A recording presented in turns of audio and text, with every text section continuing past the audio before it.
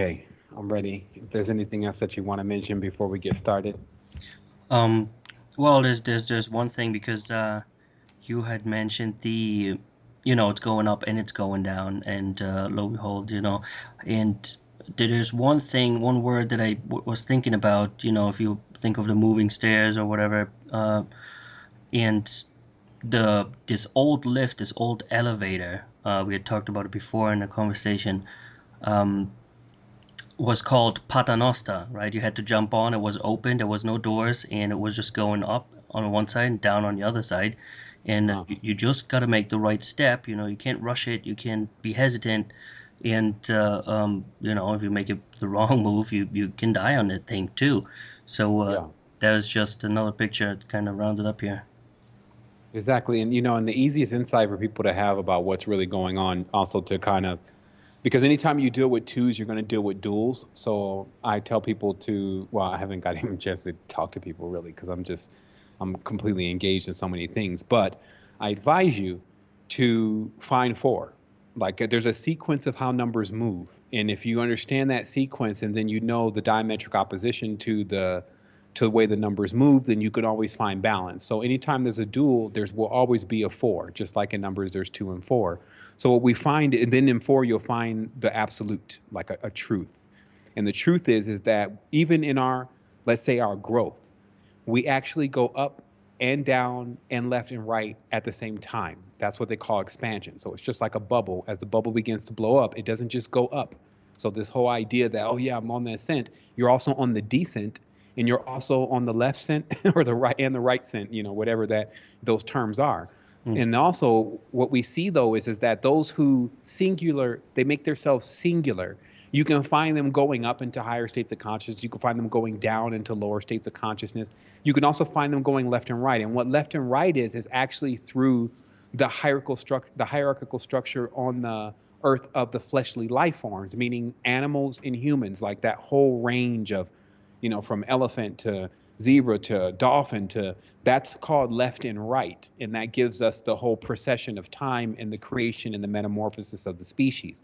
In the beginning would be a snake, and the end would be a bird, and everything in between, because those two embody all the genetics to create all the other entities that are within the soup, as you called it earlier. And these things we'll find as facts. They're higher truths. So they confer their power to the cosmos, and they cannot be altered. And for one to step in the way of them, and also step in the way of anyone who's moving with them, would be in the effect of one who steps in the way of the sun as it's going through its procession. Good luck. So that's why if you move with that kind of energy and you move with that kind of knowledge and power, then it puts you into a whole nother perspective. And that's really just about the expansion of your consciousness and assisting others with doing the same thing. But again, expansion means to blow out on all sides. So because of that, the higher that I get, the more I know about the depths. That's how my knowledge actually continues to grow, is because as I'm expanding, I'm also becoming aware of what's down there. And this is what also makes expanding a bit difficult, because just as you learn something like this higher truth about not allowing your energy to be siphoned by soders and not letting eve angels get in the way of your power, you also learn about that there is these entities that have actually done that and accomplished that, because anything that you can say has already been manifested. And they're thriving in the world today and doing that to others. And if it just happens to twinge in your heart, okay, because this is what's unique, if it twinges in your heart that that's not supposed to be, then by all means, then change it. Because anything that is in your heart, is you have to follow your heart with that kind of thing. So that's why I'm never going to be apologetic about what I've said about these entities and what I feel about them and what I believe people should do about them, because it's in my heart. And as long as I follow that, then I'll be fine. You see what I mean? Because I can't be judged. See, and we'll talk about that at the end of the conversation. And I'll write a note here, the judges, because it's about crossing this hebdomad. See, these beings that I'm going to name right now, which are people, they're spirits. These are all spirits we're talking about. Now, remember, the soul is not involved in this. The soul is everything. We can't ID it. So what happens is that the ones that are actually involved, they've been perpetrating this for quite a bit of time. And it's important for when we learn about it, for us to take this knowledge also as serious. So there's somewhat a disclaimer here before I start explaining what I need to explain. If you play with this, it'll take you out. Like I've seen a lot of people get taken out by this. Even right now, there are people that every time we say knowledge, they already try to serve darkness. So they're just looking for the words and the names of who they should go serve because they're still in slavery. They're in slavery from debts from lifetimes ago when someone gave them multiple life sentences. Meaning that when you get in front of a judge and a judge gives you multiple life sentences, does that hold across realms? That was a question that was asked to me. And in that, I came across an epiphany and realization that if we believe in these controllers and these sorcerers and their power, if we believe that their power is greater than ours, then it will extend across lifetimes. There's people that have been given those life sentences that even when they die and start reincarnating, feel like they still owe someone for what they did a long time ago. And they work in that system. That's called hooks. That's why in most of the whole system with dark magic, they even use symbolically physical hooks. So that kind of thing, we have to ID that. And that's why it's 180 degrees of knowledge and then another 180 degrees to complete the circle. If you only have one half, the good side, then it leaves you ignorant, the dark side. And so that's what people need to understand. In their ignorance, they're becoming darkness because you will constantly engage in things that you don't even think have anything to do with holding others back and be directly involved. Just like when people gossip. Just like when someone comes to you and instead of helping your brother, you try to condemn your brother. You want to be greater than your brother or your sister. You want to be better than the woman, or you want to be, all those are the same ideas that come from the same root and source. So we have to realize that in ourselves, the root to all of our ideas, if they don't involve us connecting and coming together and building energy and connecting with everything that we really are and ever can be, because that's the only way we'll find happiness. So I'm not trying to run from here like I'm going to go somewhere and find happiness. Happiness is here now, and I have to obtain it, and I'm attaining it through this way of allowing others to break through the mess. So here's the story. Realize that sorcery is the first technology, period. I can't say enough about if you show up 400 years in the past with some of the stuff that you're running around with right now, they're going to worship you as God. And we'll read about you 400 years later because you're doing things like little people inside of pictures, little pictures inside of the thing. Like, and there's people moving around in there. Is this some kind of magic? Even the mirror was the first symbol of magic for the ancients because it was amazing. I mean, geez, there's a reflection of something that's right there. Is that another world? Is that two places? And, you know, and even deeper than that, there's so much that we're forgetting, that the power of light, which Prometheus, the power of fire, these are all metaphors for, first of all, just like I was saying about memories, if you don't know how to control fire, you're going to get snuffed out by the darkness. The darkness is like, if you've ever been in a cave before, the darkness is penetrating. It's like you can have your eyes open. It just feels like it's going through your eyes and going through your being and everything. Darkness is a whole nother kind of energy. So what happens is in the light, you can start to identify the uniqueness within yourself. So you need these darkness in this light in order to become something. That's what it's saying. That's how things are created. So just still remember, though, bringing the fire is also gave us the power to push back things that would have destroyed us before we even got out of the seed pod. Meaning that even you could see the ancestors with the torches telling the woolly mammoth, look, we got to set up things here. So you have to understand that we all have ancestors. Those are the Neanderthals. So if we're taking the negative side or the distorted masculine or distorted feminine of the ignorance of the seed level of our ancestors, and we're just placing that in our forefront and acting like that's all that they're about, then it's like disrespecting your family members and just agreeing because they did one thing wrong or what you perceive as wrong because you're judging them, then somehow you don't want to talk to them anymore. It's all the same thing. And when we create those, don't be upset and don't blame anyone when you find yourself cut off, because no one can cut you off but you. You flip the switch. So I want everyone to know that before I explain what I'm about to explain, for you feel like that these archons and all the rest of the names that you can give for them are so heavy that they're weighing you down. Because when you stop thinking that you're in debt to them and that you got to serve them, people are so in the brainwash service program.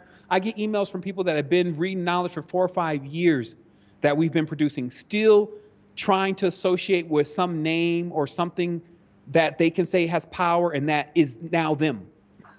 Yeah. Because that's the whole thing, is like it's just trying to take over your consciousness and take your power anyway. And the smarter you get, the smarter it gets. because you're expanding, right? And so this also shows us that whatever it is, it will always live within us. It's about whether we can contain it, whether it actually is put in its proper place, whether it's being, you know how you see someone that has all these powers and abilities. This is Hermes' is motif. It's the same as Loki's. All this power, all this intelligence, all this ability, but doing dumb stuff. That's why you notice in Hollywood, the jokers suffer the worst. The comedians suffer the worst. Even there's a sect of the masonry that's the court of the jesters. They suffered the worst. Even with the king, who's next to him, the jester. Even in the card, the joker is the card that trumps all of the cards, but something's wrong with the joker. You can look at that and tell. Look what happened to Heath Ledger. So these are real things. Anytime you can map it in the reality to be occurring, you can find the correspondence to it through the occult. Sorcerers are jokers. They're jesters. So what happened? They first started doing fake tricks to try to get people to believe that they had power. And this comes from people's incessant greed in wanting favoritism, long life, and prosperity when that's already promised to you. You don't have to engage that.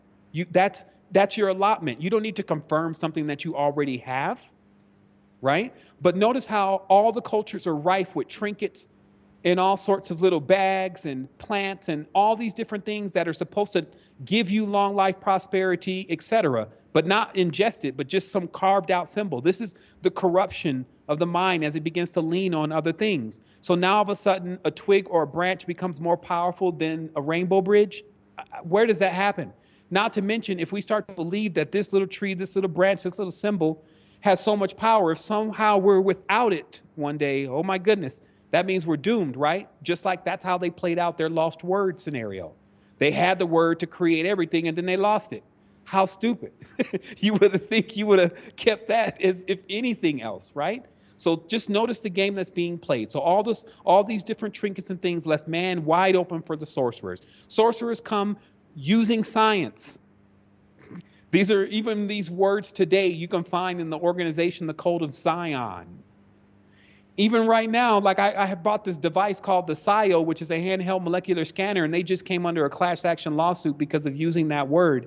And then they brought up that word, and this is an Israeli company, is used within so many other corporations. They were wondering why they're being sued for it. But SIO and Sion is actually the root to the word of 2012 and the period in which that we will go through the emulation and the creation of a new world. Now we have to ask that ourselves then, are we going to be immersed into this new world, body of Christ, masculine, homogenous, whatever they got going on? Or are we going to finally go into the level of that we're supposed to be with a world that is completely combined, where everyone gets to experience and express their uniqueness? So here it is. Sorcerers look for individuals like kings or people of divine lineage to try to tuck themselves under, show a few tricks to, and then get that king corrupted into the idea that through the use of this kind of power, which could even be explosives and fireworks, that they can control everything. This is the Jafar in the Aladdin, for Disney speak. Okay, yeah. So these sorcerers were all over the place, and a few of them are Apollonius of Tyana, which was a member of the cult of Apollo. So there was more Apolloniuses. This was Pythagoras, which of course is the headmaster of the Pythagorean Lodge, which encompassed Plato, Socrates, and all the rest of the guys of those days. There was Simon Magus, or Bar Magus, the magician, who even attempted to buy Abraxas or Oannes' power from him. And you see him coming through the Bible. See, only when you know this stuff, only when you live this, can you ever realize what's going on. And then, or if you're guided. So anyone who actually hears a conversation, you get the knowledge. That's called those of the guided. That means they don't have to go and dig all night or run through some church and, had something come out of the wall and all that to finally know this, because will you even make it through all of that? But I'm telling you, I know this because I experienced it firsthand. And people who have met me to know what I've been involved with and it tends to what I've went through, they say they've never seen anyone come out from that like this, with a family, with kids, with trying to help people. But I came out because that's in my core. I don't like favoritism.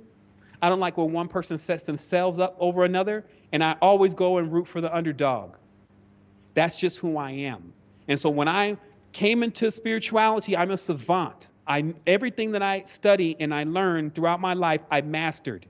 So when spirituality got in front of me, I found myself quite up for the task, but quite overwhelmed about how many different integers were contained in spirituality.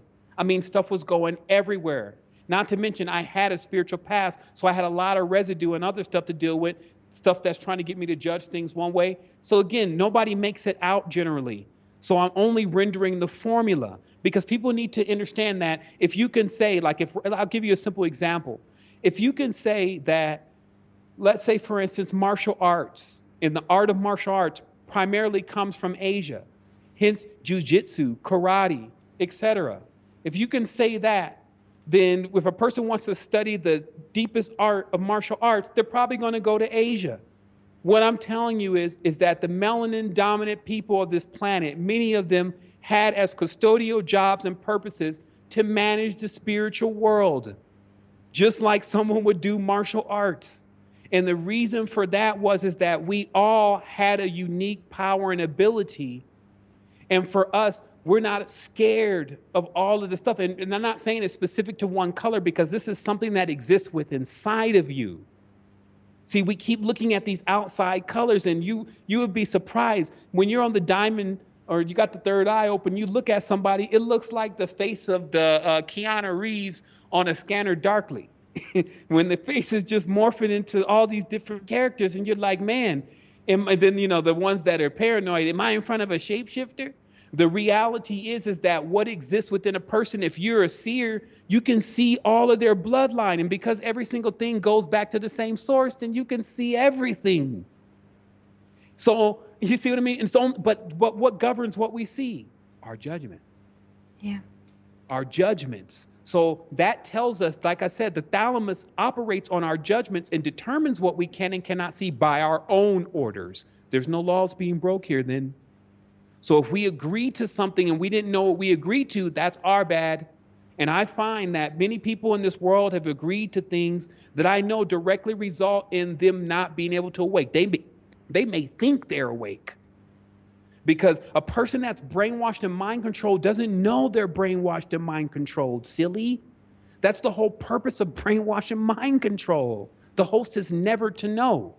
So you just have to assume, like, there's a way to operate under the assumption that you've been brainwashed and mind controlled, and then start going back over everything that you think you believe, and then setting up a blueprint or a system to be able to determine and define what it really is. And then what you're left to deal with after that is the ability to make the decision. And that's the decision. That's the difference between neophytes and adepts. Meaning a boy or a girl will sit there all day knowing that there's a decision that they need to make and will not make that decision, even if it's to the detriment and destruction of everything around them, versus an adept will make that decision right away. And this is for people who want that in relationship or emotional speak. If there's somebody that you're with and you know that you're not supposed to be with them, then why are you still with them after 5 or 10 years? That's how that operates. It's like you get so many things. Well, maybe it'll get better, or well, there's nobody else out there for me, or well, I'm working on something else right now, so it's something I don't really need to confront, or well, they did apologize, or maybe I expect too much, or they said that we actually give ourselves a thousand different reasons within 10 seconds. That's how powerful the mind is, that if we don't make the decision to do something right away, we've already given ourselves within 10 seconds 1,000 reasons on why you do not want to do it. So what I'm about to tell you is going to now make more sense because it explains to you exactly how the mind operates with actually believing any of this stuff. So through this idea of the trinkets, the sorcerers move themselves in. Now, science produced some rather strange phenomena. For anyone, like imagine the king. The king is just like any kid that's got all this damn money that they never even leave out of the palace without an extreme retinue and guard and everybody watching what they do. Versus the kid that's the pauper, like Aladdin was, born in the streets, knows more about life and what to really do and how to survive than the king ever will. Am I right or am I wrong? So the truth is that the king never was really the person that had all this knowledge and wisdom. That's the truth. So what you dealt with was when the sorcerers came on them, they were like overwhelmed. Sorcerers move with a different kind of power that the king was not familiar with. The kings were the responsible for overthrowing the matriarchal system that had everything in check. That's when the masculines move in and dominate. But then they were no match for the sorcerers because the matriarchal clans were handling the sorcerers. The priestesses were handling these sorcerers with no problem. See, I'm just giving you a little foreground of what went on in history. So that's how you saw large groups of people, leaders, countries, be overthrown step by step by step as it is being done today. So in the midst of it, though, was just that idea that I could become the conqueror of the world. And someone feeding that idea to you. So you had it move from the Chaldean magic first. Okay? Chaldean magic is the strongest form of magic. It's Sumerian. Samaria is Chaldea. This is the birth and the root of the cult of the worship of a male, Tammuz and Damuzi. So then it moves from there into the Yazidis. I'm somewhat giving a chronological order. This is the Iranians that found the books and found the doctrines of practicing the magic from the Sumerians, which actually starts digging into necromancy. That the only way to actually bring a male back into the world without sending him through the womb is you have to raise him from the dead. Hello, that's Christianity. He raises from the dead. He's not even born of a woman. She's a virgin. See, we have to understand what are these people playing around with? I feel like I'm in a world where I'm somewhat one of the only people that know what the hell is going on just by critical thinking.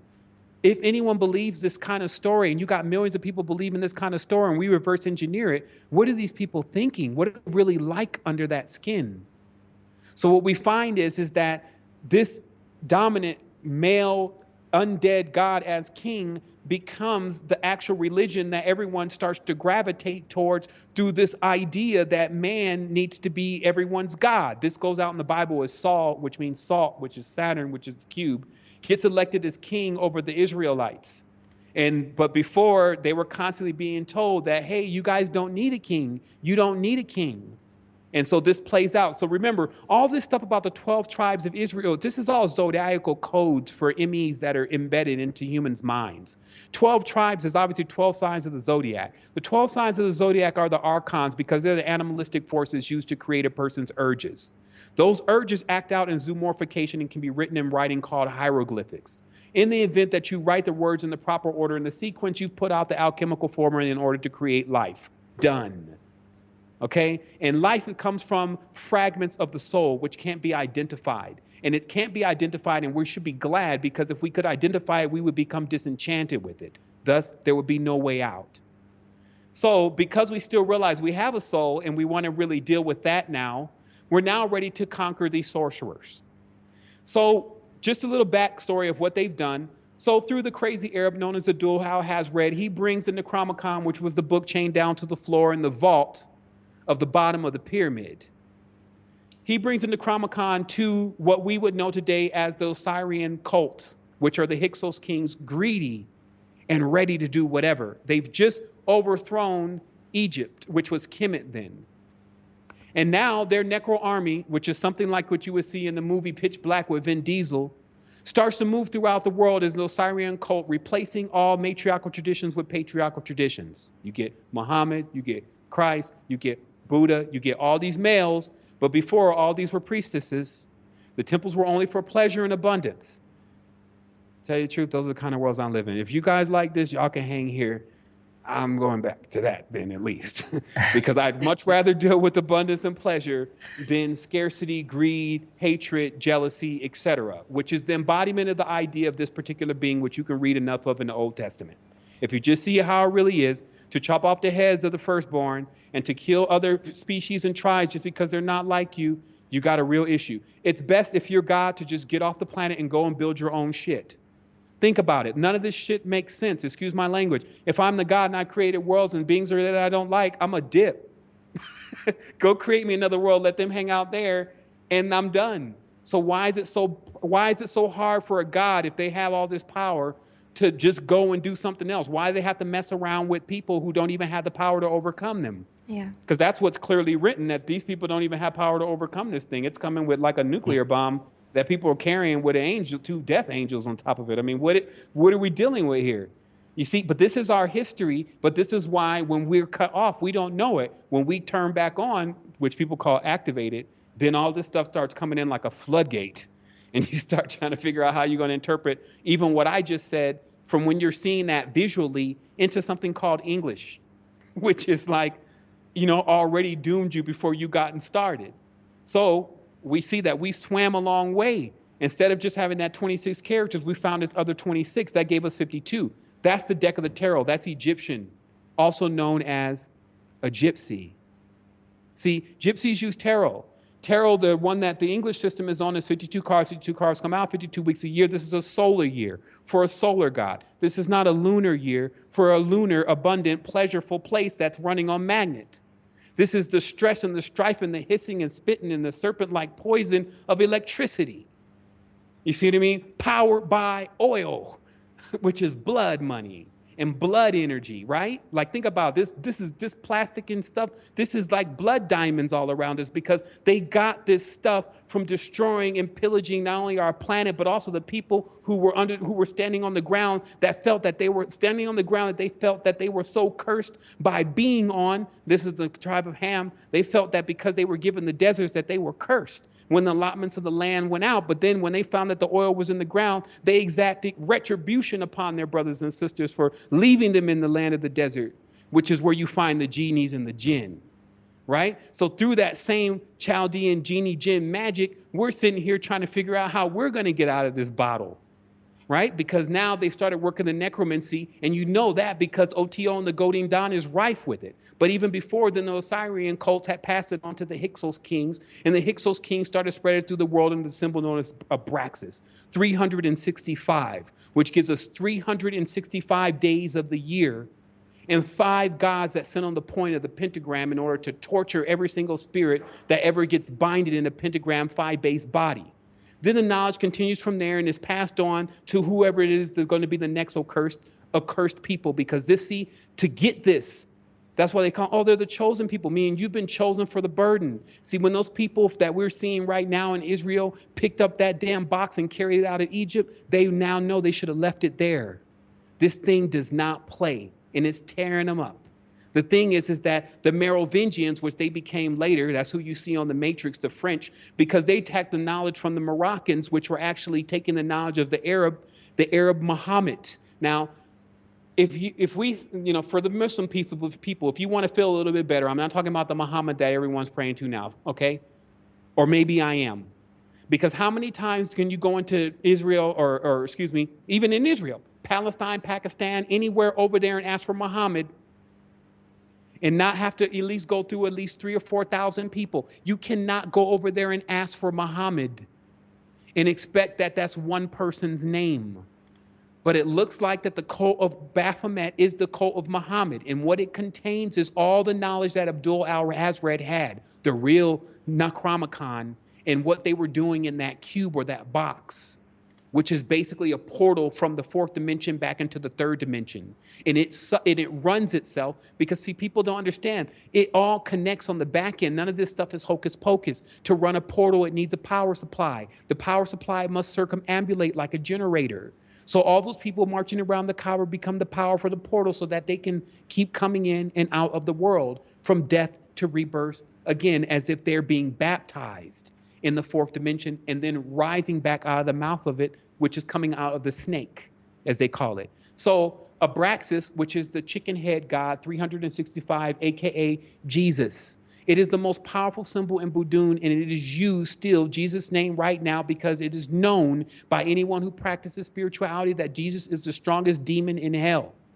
So every time a person prays for nefarious and materialistic things, they generally evoke demons because they're the only ones that get into that kind of stuff. Yet they don't know. If you want a car so you can be in debt to Knights Templar and their temple, which is their bank, that's why it shows you when Yeshua came through, they had made the temple their bank. Think about what's being said. When the Messiahs, which is anyone who comes in is like, hey, I don't think we're supposed to be doing this, comes in, the temple, which is the place of worship, actually was synonymous with the bank and where money was traded. What's being given right then is the hint that the Knights Templar were the ones that were actually conducting and funding the cult of Jesus and funding all of the cults from since day one coming out of Chaldea. Right? They're getting the knowledge here on OpThink today. As we keep going with this, we find that the Merovingians then decide that they're going to disperse this knowledge under the term of Hermeticism and Gnosticism, which is actually ophilatria. It's the worship of the snake, more specifically one snake known as Set. So as they get it, it continues to ravage them. Now they got these ideas of that they're going to actually, in all the time, remember, all the time they're pillaging the divine feminine. They're taking the knowledge and they're turning it upside down. Every single thing that they're grabbing from the truth, they're turning it around into their falsehood. Hermeticism is born, Gnosticism is born, and then all the different practices of Gnosticism, Hermeticism, and ophilatria are rife throughout the land. This despoils the people. And then at a certain point, the knowledge makes it in, because as it's spreading through the world like a plague. See, this is what you're looking at. It's the what they call the Black Plague. And it's spreading through all the people, and they're becoming infected by this idea and this belief system that something is king over them. So then it passes to the Cathars. The Cathars give it to the Catholics, or who are the Jesuits, and they're really the same. The Catholics and the Jesuits get it. And then through that, because this being is moving on a hyperdimensional level, the Catholics never see it coming. They got entire Orthodox Christianity in their own selfishness to create a God. See, they wanted, the Catholics who were the Greeks, they wanted to make a God so bad and just to make the whole world worship their God. And they thought that idea was unique to them. See, what you're watching is how the world is toppled, because each of the groups that I just explained to you are actually on the key ley lines of the entire world. And something is coming to them at the same time, telling them that they're the ones that are going to rule everything. How are you going to tell 7 people that they're going to be the one that's the ruler? So this is what happened to the kings. All their minds was poisoned at the same time by a hyperdimensional entity, because it exists outside of time. I ID this as Osiris or Orion somehow has something to do with it. I'm not saying it's them directly, but they would know. So what happens is that this knowledge then, as the Cathars, the Catholics, now the Jesuits, they got their thing going on. They've built this sanctimonious kingdom that they've of all white, and then where any punishments or sins or anything that has to do with female that's done, one should be punished by it. There's no partying. There's no nothing. There's no pleasure. You see what I mean? So they're killing everything around them. This is written in the fable tales of when Venus pulls her energy from the earth and then everything starts dying because it won't copulate. This is because the Cathars issued a bull or decree throughout the land in order for everyone to basically be like Mormons, that there would no longer be any more sex, because they had gotten to the idea that woman was the creation of evil, and that by coming through her womb, we were putting our own selves back into the realm of a life eater. You see, and that same stigma that they created within their own mind actually wasn't a creation, but comes from what Jung explained with their hardships with being in the Caucasus Mountains and living in caves and having to deal with elements that were very disastrous for them, meaning the acts of God, as they call it now, meaning when weather turns against you as a person, when animals and beasts, which are intrepid, like you're not going to be out there with a saber-toothed tiger and a warm baby inside of a cave at night and expect for some to wake up and maybe you and the baby are dead. So you see, when you go into history and you go into the minds of the ancestors, you realize their plight. And only then can you have compassion. So you're not looking at it as, oh, that's another white person, or that's another black person, or all these Chinese, and they're taking all the jobs. And you're not looking at that anymore. You're just crying. Because the pain and the sorrow of when we're disconnected. And only when we come together can we sustain ourselves. And that's our lesson. And the university, which is the universe, has no problem with teaching us. It does not have feelings like we think it does. It has a positive and a negative and a neutral. And it operates as if it's a machine, keeping those 3 in balance. Not good, not bad, and not balanced, but all 3. That's what creates a cosmos. That's why I said, when looking into it, when staring into the eye or using the eye of the cosmos to stare into life, you realize the level of sentience. And it's awestruck. You're awestruck. And at any point when you ask a question about this minute situation that we're dealing with on earth, you pierce it like laser. This is what the term Lazarus was, to raise one from the dead. meaning you come back with so much power and truth and light and energy, you can raise the dead. And that's not the same as the necromancy that they're utilizing, which is ripping people through dimensions. You see? But we don't have time to talk about that. So the Catholics weren't prepared for what the Knights Templar had done. See, the Knights Templar were already so steeped headlong into the buffoonery of wickedness that they had already enslaved all the people in their whole land. They were the feudal lords. Because see, remember when we read about the time of the feudal lords and the serfdoms and these empires that are basically taken over by warlike clans? The warlike clans were the embodiment of the distorted masculine. And it infected the Aztecs. It infected, you look in the books, you'll see it infected all the people. And it was the same thing, but it was happening on two different sides of the world in two what would appear to be different ways. But when it met head to head, surely the warlike clans had delved into much more darkness than the Jesuits had with their genie-based magic. And so what happened was that the Knights Templar had already been taking in the relics. Whoever their leader is and was pulling all the relics that people have been worshiping and practicing with and accumulating those relics. So by the time that the Jesuits were dealing with the Knights Templar, they immediately came under an agreement to allow the Knights Templar to begin to charge interest. Okay? So nobody could do that back then. Even to this day in Islam, it is illegal to charge someone interest. Look into Hadith. So the Catholic Church was the same way, and the Orthodox Christianity was the same way. You couldn't charge interest because everyone knew that if you charge interest, you would enter Set. Set would come because Set never allows you to be free because you'll always be in debt. Mm. How can you make more money unless you've taken it from another person to pay back your interest? Yeah. So it starts a chain reaction that can't be stopped until everyone puts the brakes on it at the same time. So what happens is the Knights Templar, they're infested with this. It's controlling them. See, this entity specifically, which we've been IDing across multiple realms, when it enters into one, it does not just stay in that one. It can enter into thousands, 2,000s. It's that expanded as far as where it's at. So you could have 20, 30, 40, 100 men all possessed by one entity. And that's how this entity generally moves. So it had completely infected the Knights Templar. They built Chateau Rajan or Ralan or whatever it's called, which it's the crypt. It contains all of the essence of the entity that they're worshiping and all the symbolism. Everyone has already most people have done their research on that, but that's just to understand what they were up to. So now they got this interest, and now they also got something else. Sheep. They have good, soft meat. And these are all these new, naive Orthodox Christians that have just been converted to Christianity and given a story that's not actually true to form. In fact, a lot of writings are starting to come up about this individual who was really who they're casting as the person Jesus. And none of the whole being worshiped, even dying on the cross, none of that even took place. So what we're seeing is that these people, because if you've ever looked into the eyes of a Jehovah's Witness, if you've ever looked into the eyes of a Mormon, you see such a level of purity. It's so difficult for you to associate that at all with being a part of some kind of diabolical plot or scheme.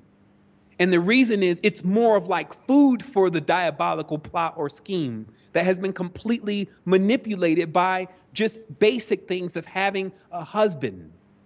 See, when people are put into a feminine or receptive kind of status because they don't know where their power is and they're depending on something, then when something's strong, I'm the king, I'm going to protect you. All the kings had the same story. We're going to protect your kingdom from all the vile nastiness and craziness that goes out there. And for that, you're going to give us your taxes. And your taxes could be your children. It's just like the military contract. We own your children. We own your life for the next 10 years. That's what those contracts say. Right now, it's not symbolic. Wake up, people. They say all your property belongs to us for this particular term. So anyway, that's what was going on. And we see it even in our world today. There's few left that it hasn't happened to. And the Knights Templar were so instrumental in doing this because they had these people that were so naive under their control. And the Knights Templar were seen almost like what we would look at the X-Men today, except for they were really running around. This was a band of warrior monks that seemed to possess some kind of extraterrestrial power through these relics. And you even find them riding around in paintings today with different relics that had different power, different scientific objects, like they told you in the book Bishop Kenko and the worship of, oh man, it's just Google Bishop Kenko. But anyway, there's a where this entity lives is also in somewhere in the sea, and in the sea was being produced all of what we see today as technology. So what I'm saying is as a Time Lord, you have access to the entire loop. So it's obviously if this thing, which could be Akhenaten or anything for that matter, has knowledge of the future, then it has knowledge of technology from the future. So telling somebody that serves it or giving somebody that serves it one of these pieces of technology to do something to groups of people that are way behind in technology to cause some kind of phenomena that God has power, right? Because think about most of the people that you're reading about in these books and cultures, some kind of phenomena happens and then they're just like awestruck by God's power. And we covered that before about God is a weapon when we revealed that the true weapon that we have in this world, which we're calling God, is a nuclear weapon that we threaten other people with as a country. And if they don't do what we tell them to do, then we drop the weapon. That's the God that they trust. And that's why the weapon was created from the reverse engineering of the Upanishads when it explains how to make a Vijnana Shastra or how to meditate and make yourself implode, which is the beginning of meditation. And then that knowledge is taken and then reversed and explosion is created. That explosion becomes splitting of Adam. Adam, of course, being the first man, which is androgen. Adam is then split. Now two are there. We call them male and female. Yeah. And then from there, through their conflicts, more energy is created to drive the chariot of this beast. So at this point, I'm not pulling the chariot. I've been pulling the chariot for 8, 9, 10 years. I suggest we stop pulling the chariot. Surely what could happen after that will not be worse than what's already happening now, seeing that our children are being hijacked. Our children are lost. We can watch them right now. Like, forget our children. We're kind of lost. Yeah. Grandma's lost. Granddad, our mother, our father, they're lost. So it's not exclusive. We're not blaming anyone for this. I'm just saying, if you're going to get through this and you're going to do something about this, you're going to need this. Like, you're going to need this knowledge because it equals application for you. So the last part of this is, so the Knights Templar, as I was explaining, they now have these Orthodox Christians. They're protecting them.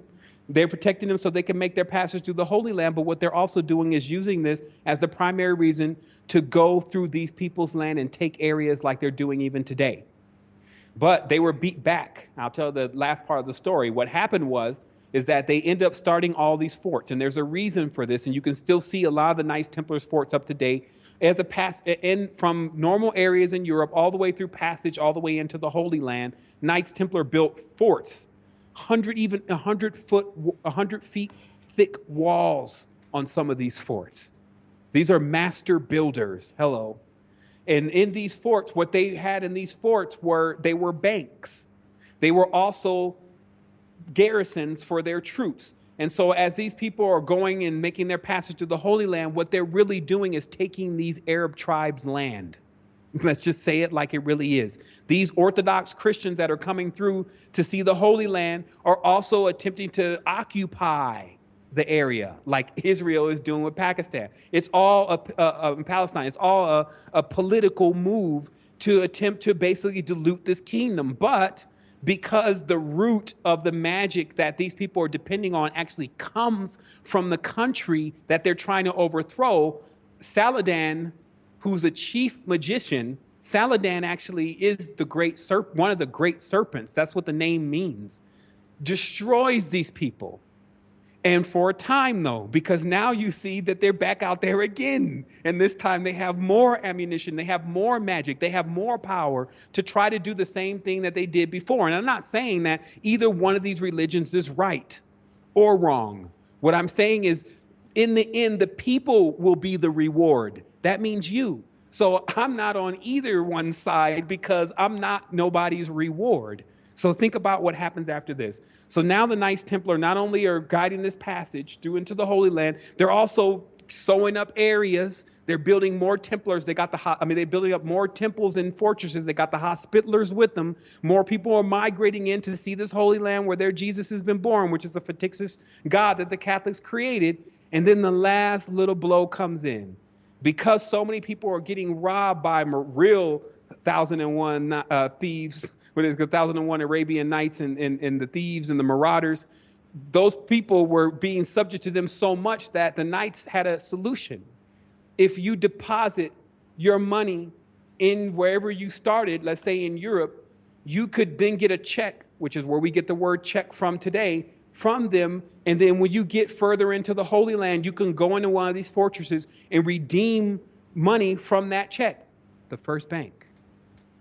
People don't realize how crucial it is to have banks and currency, especially in the world today and in the world of antiquity.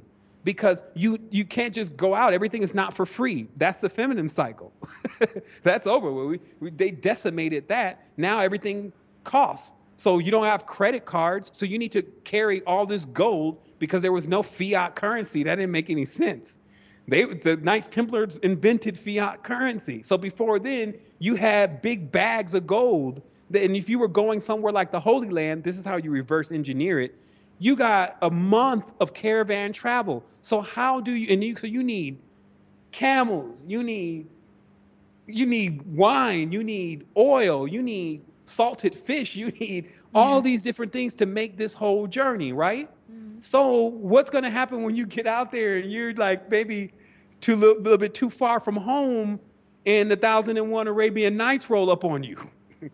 So that's why the Knights Templar became so powerful, is because they actually created the system of not only money, but they also were working with Diaboli itself. Because also with this system of interest, they plunged many of the kings into great debt. Now, these kings really wanted to indulge their pleasures, and I'm going to speed this up. Kings indulged their pleasures. So all these scientific inventions like guns and those kind of things were bought to them by sorcerers who sold them to them by the boatload for things that really had value. Until the point where, like the relics, okay, in countries and people and people who had clear lineage and all sorts of stuff, the Knights Templar came into possession of all of that. And then they made their greatest blow of all time.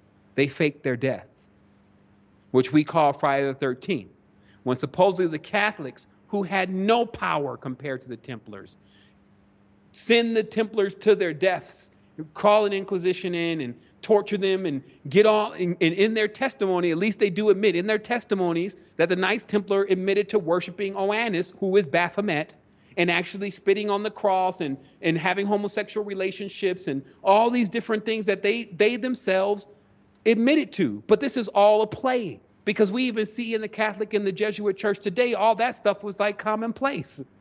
So what you're really seeing is that they faked that they were condemned from society so that they can disappear. That's how the banksters disappeared.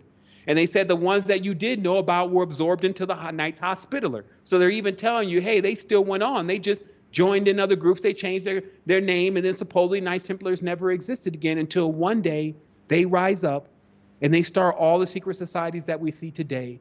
And then their spiritual arm becomes the OTO of the Golden Dawn, which practices a level of magic that is so abhorred, because what they've done is they've gone into Persia and they've grabbed the names and the mantras of entities that I cannot even give you a profile on, as far as how much they don't fit into the equation of what we're doing on Earth.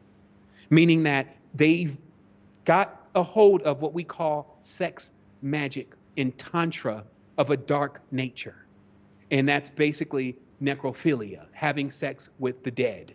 Hey, that's as far as I can go in that. But if you check it out, you'll figure out this is what's going on. And this is why now every movie you watch, somehow it always ends up taking a turn towards this direction. It's like, just watch what I'm saying. It's like you could be watching a movie and it could just be about something that you would never believe would eventually get to people with hoods on in robes and doing some kind of sacrifice. And you're just wondering, well, wait a minute, I thought I was watching something else and it turned into this. So it's actually all around. And now it's bold now. So it's coming out, it's revealing itself, and it thinks that it has a place because there's so many people who want that fame and power. Now remember, the whole thing to this is this granting of power. Remember the genie, oh, phenomenal, I'll give you power and 3 wishes, etc. So how it's getting a lot of people, look what it did to those that are in Hollywood. And you can see Beyonce's video in a tense, don't watch it, but that's as an example to, it doesn't matter how much money you have. If you get involved in that kind of thing, your brain is gone. You're so miserable. All her whole thing, and most of these people think, that's why they make all these scary movies, and it's because they're miserable. So what they thought was going to be their fame and their fortune ended up becoming a monkey's paw and became their binding. So, but this doesn't change with any aspect of what they're dealing with. So that's also why the money system, right? Because the Templars created the money after a while. And then from there, something else happened that, I guess is the final part of the conversation today and why we should take this serious. Okay, so why should you take it serious? Because inside of the bank, unfortunately, there are, which is the temple, 2-dimensional imprints of agreements, we call them contracts, that one has made with that entity. That's how sneaky it got. It just created banks and it said, hey, if we let people borrow money, then they sign these papers and they say that they're basically indemnified to the bank. Like basically they owe us, but they don't know who us is. They just think us is trading on Wall Street and that us is in a suit and us looks like, what they want to be, the fresh, clean, successful person. That's what they think us is. But no, us is the entity that wants to indebt souls. And that's why their system has got everyone always in the rat race. So someone asked me the other day, and I'll do the favor of answer that question because I said I was. So how, if we have to use this currency, because right now, I had to transact today. How are we ever going to get out of this? It's like crawling before walking. Surely no one can wave a wand around and snap their fingers, and then all of a sudden they don't have to use their name or money anymore. I mean, unless you're ready to check out. You must not have no kids. You must not have no responsibilities. You must have accomplished true freedom. Because let's just face it, the word freedom means no home. It means nothing to be binded to. No wife, no husband, no nothing. Nothing can claim you. That's freedom. So the person with freedom, please step up right now. Freedom is a word that we use so loosely. We don't even understand the whole universe and cosmos is in order. Freedom means you can go slam into every single planet that you want to slam into if you want to, because you don't have to abide by that order. So what we learn is that there's a power to order of the cosmos. And then what we get to do is we get to expand our orbits. That's what we're doing. We're expanding. So that way, you're expanding through your power that you're trusted with. This is your chakras, your kundalini, your energy, your cleansing, your knowledge. You're entrusted when you have that and you've utilized it properly, you can expand with it. So you're entrusted with more range. This is like giving a child more, okay, you can stay out later tonight. Okay, you can take the car. So you're giving them more range because they're becoming more mature. That's what the cosmos is doing to us. So when we become more mature, but every time if you get something, you're bragging about it. It's your power now. Now you're better than the other person. You're going to end up with less than you had in the first place. So I'm going to conclude this because this is a deep conversation. It gets deep. It's semester 2. Check it out. What happens though is that I just want to talk about this last part, just so you understand that. So the conclusion of it is them in the bank, whatever. Get yourself free of it by crawling before you walk, meaning start devising yourself a system to where you can produce something that is a resource.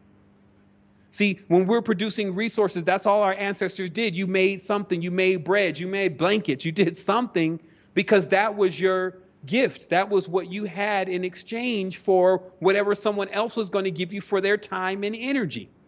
You see what I mean? That was the system, but it was seen as gifts, not that you owed a person. Notice the difference. Think about what I'm saying, because I'm not saying, oh yeah, you go to a barter system. No, that's not what I'm saying. It was gifts. And because everything was so abundant, if you have a lot of gifts, and I'm not talking about just sewing blankets, spiritual gifts, how much can you give to someone? A lot. Like, you're perpetual, so you can consistently give.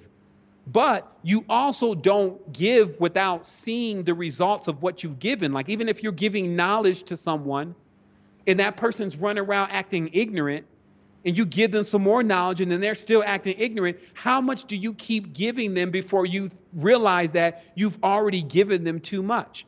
That they can chill on that for a while, go through life, get some real experiences, then they'll come back to that knowledge, see how valuable it was, and then try to make their way back to you to get what's really of value.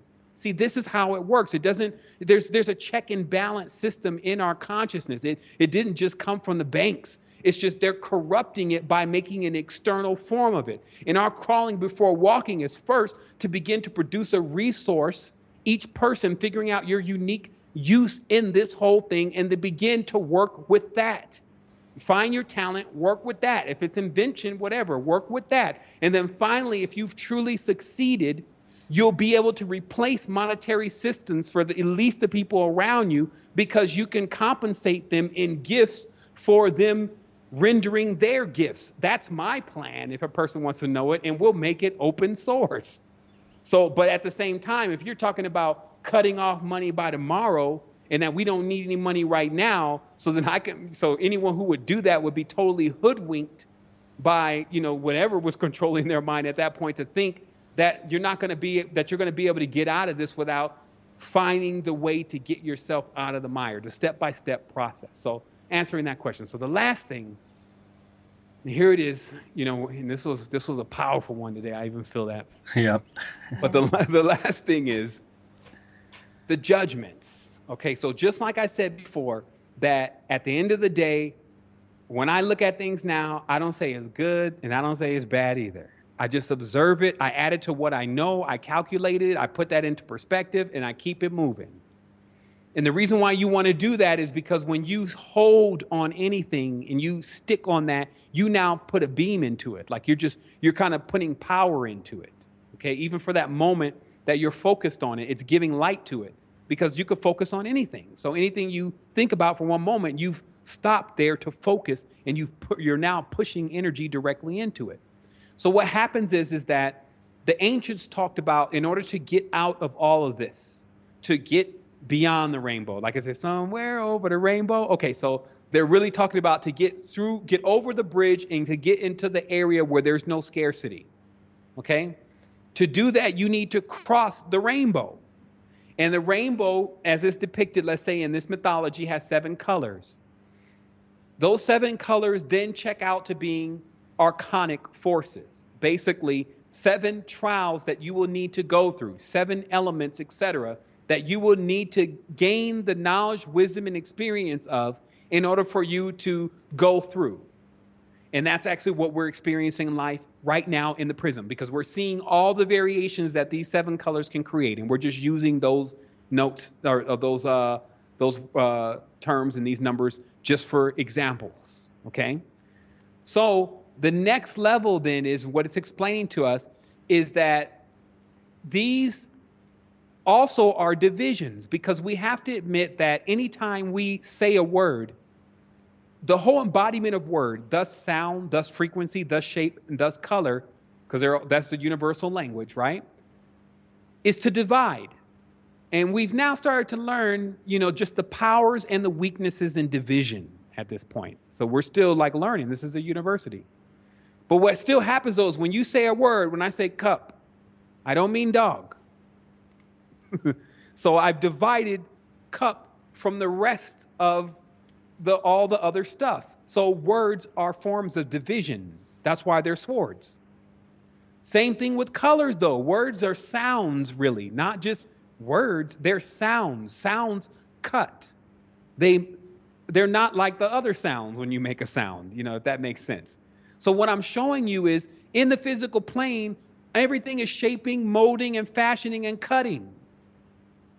So in order to get out of this, you have to get into the ability of not doing that. Now, since shaping, forming, fashioning, and cutting is judging, because that's what you're doing, distinguishing one from another, you have to get into a point where you don't judge. And this is where real power is. That's why they call it Zen. Because now what you do is somehow your mind, it gets into a neutral, not the flow, not to be confused with the flow, but a neutral, to where it's never impeded. So it's speeding through experienced thoughts and everything so rapidly, it's only gleaming the energy associated with it, not the clip hook, not the drama, not the all of the lag and the drag, not the density. You see what I mean? So I'm just explaining where the depth mind is when it's in that stage. And through that, you can cross through the prism. You can leave out of the prism. It never even knows you're there. However, if you come to the prism, the hebdomad, the first gate, and you have judgments, it will not only see you, it will devour you. Because that's what judgments do. The moment you make one, you become, it's like cause and effect. So you get the effects. Listen to what I'm saying. So if you never judge, there's no effects. And what I'm telling you right now is not just in the mind of good people and bad people, but there's also neutral people who know how to do this. And through that, then you can escape the second death, okay? Because since we're studying occultism here, it's important that I explain to you the second death that's being referred to in esoteric lore is the loss of your memories. It's actually a point within all ancient texts when crossing over that they explain that you either become all-knowing, this means you keep your knowledge and then join that knowledge in with all the knowledge there is, or you lose the knowledge. You drink the cup of forgetfulness and then you wander through Styx until you reincarnate. So basically what's being said, to make this simple, because it's not really occult, hidden, meaning hidden, is if you go in and you judge, right away you're going to be wiped based on just those judgments, and then you're going to come back through the whole thing again. If you don't judge, you're now then symbolically merging with everything, right? Because now there's no differentiations. And in that, you not only keep all your memories, because nothing can be taken from you, because where would they put it? But also nothing can be given to you, because where would they get it? You break the paradox. That's the prism. See, the reason why this is so hard for us is because the prism is a paradox. It embodies it. They call it paradise. A pair of dice. It's a parallel. There's another world. Like all of the dualities that exist go on in paradise. Hell was pleasing last time I read about it in the ancient books. It wasn't made to be a place that you knew you were in hell. It was made to be a place that you would forget you were in hell. And that's what I was saying about earlier. Remember the cup of forgetfulness earlier, about how what happens here, we really can start to, I'm getting kind of caught up on words, but what happens here is you really can start to see that we don't know what it's like to really be free and really be completely tuned into one another. So we just suppose that because we can use internet and we're not taking mortar fire right now, that everything's gravy and that our life is not worse than those people. But the only way we would know that is if we seen what we were before. And then we would know we're all being cheated. You see? So that's what's up. And I feel like today, see, that brings it up into this point. I'm so glad that I got a chance to have this conversation, because holding all that in is like holding, Kundalini, and you just, you need to transfer it. And serious, like that's what we were dealing with during the last conversation. It was, I was just getting briefed by ye old oversoul about, okay, you ready? And it's like, well, surely it can't be you, because there's always this point, and it happened now, but I know that this is not the end, where you feel like well, man, I can't see what would be like more than this. This is all I need to know. Believe it or not. Yeah, I even do that sometimes when I read a book. I'm like, man, if I just read this book like 3 times, then I'll know like everything. And then there's something back there like, you wish.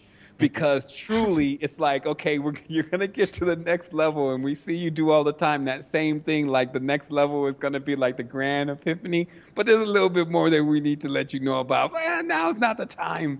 Everything in time. And so that's what this is about. So I feel like everyone that's in this nucleus, which is really all of us, is ready for this message. You know what I mean? And ready because beyond all this, what I see, I call it the day after ascension. Like if anyone ever asks you about me and I'm long gone from here, just tell him, man, that dude was talking about the day after ascension. He had started explaining everything that was going on for a while on the planet, but his focus remained on the day when all of it would be in balance. Because that's where I'm drawing my energy from. I'm not drawing my energy from the imbalances because there's no power there. Yeah. To me, it's with our connection. But I also, because there's a logical side, I need to know how did it even disconnect? Because I would need to know that first because I just want to know why somebody would be so stupid to mess up such a perfect system. But it turns out also when you dig deep that it's about you going through the experience, not something going through the experience for you. And then at a certain point, it'll click. Like right now, it's clicking for us that a lot of these experiences that we're going through could have been summed up a long time ago if we had connection to our ancestors. And then we start realizing that that disconnection between the ancestors is not something that's actually being done by invisible force, but something that's being done or by an invisible force that's doing it to us, but us doing it to ourselves. Because the moment that we center ourselves, I didn't say open your mind, I said center yourself into your being, then that connection is restored, the bridge. And that bridge, you can then cross it, and then now you're walking through, you're seeing it. And all this is doing, and that's why they call it adepthood, is because it's now starting to allow you to make more sense out of things like why yellow doesn't want to be purple. You see what I mean? Like yellow is noble. So it's not in yellow's mind to become purple. And it holds up that area like a pillar. See? So when we think about that, and I'm going to show you how does deep knowledge work on a blueprint. So when we think about that, that means that there's a core archon or organ that doesn't want to be the other organ. It's comfortable with being the organ that it is.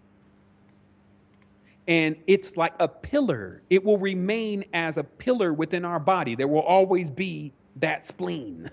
You see what I mean? So that there's still power in the absolutes. That's why they say that the absolutes couldn't be chained down. When you read the ancient writings, it says the problems with the archons, and this is all metaphor, was that they were so wild that they would not obey the order. So this is akin to if you try to take a lion and then you got him all in the house and you want him to eat quinoa. I mean, you're going to have some problems. So this means that there's primordial energies that don't have an interest in becoming what you are. They're just holding up their station. And so what we are, because when they show you the symbolism and they start showing you what the humans were, we're the capstone of the genus system. So this means that's why we became the husbands and the wives of the planet. Because we know another level of knowledge. It's called cosmic law. That it could be, I don't care what, the most ferocious beast. I pull out a flower. I wave the flower a little bit, and the sheer smell alone of that flower brings the beast into a seat of prostration. That's cosmic law. That's what they're calling science now. Like when you see in nature, like you wave red at a certain insect, and then it starts to flap its wings. It's obeying a whole nother system that when you know about it, then you could have power within yourself. You get where I'm coming from? So there's another level of, a certain waft of a smell can change your mind. And it's just when we're dealing in the world of sorcery, they got that sprinkled on your cheeseburger. So you just keep coming back and getting that cheeseburger. Think about what I'm saying, though, that this craft has some strange mechanics to it, and it's become strange to us because we study Macmillan, the books, Macmillan and Gideon, the Gideon Bible, and we study that when we should be studying nature. And so that's what's up. That's it. Like, you can't say no more. Yeah, I think you said, wow, so much to. Yeah, wonderful. Wow. Oh, no words. That's amazing that's even on tape. Yeah. Wow. Let's hurry up and get this thing together. I got it recording over here, but no, I'm just joking. But they're a little bit anxious to get something because they're like, what's up with you, man? Yeah, we didn't get interrupted. We didn't drop this time. Oh yeah, right. It was crystal clear the whole time. We even took a little break. Yeah. Sounds right, good. brother. Thank you so much, Man, brother. Appreciate Thank you so much. Much love. Wonderful. Much love. Have a good night. Okay. In a minute. Bye-bye.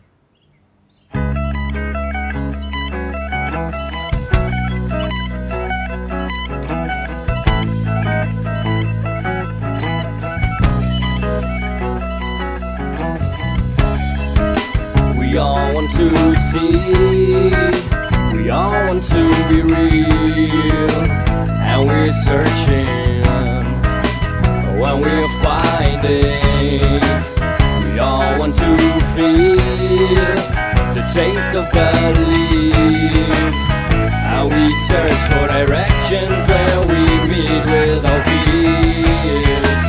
We all want to steer, we want to appear, even in the highest battle, face the unreal.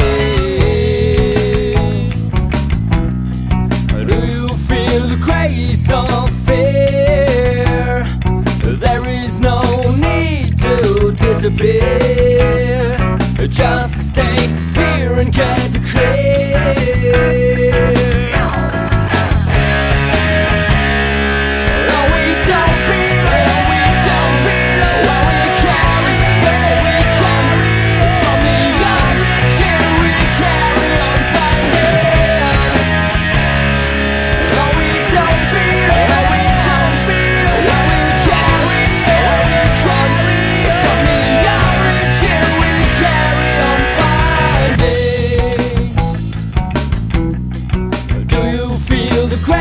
Of fear, there is no need to disappear. Just stay here and get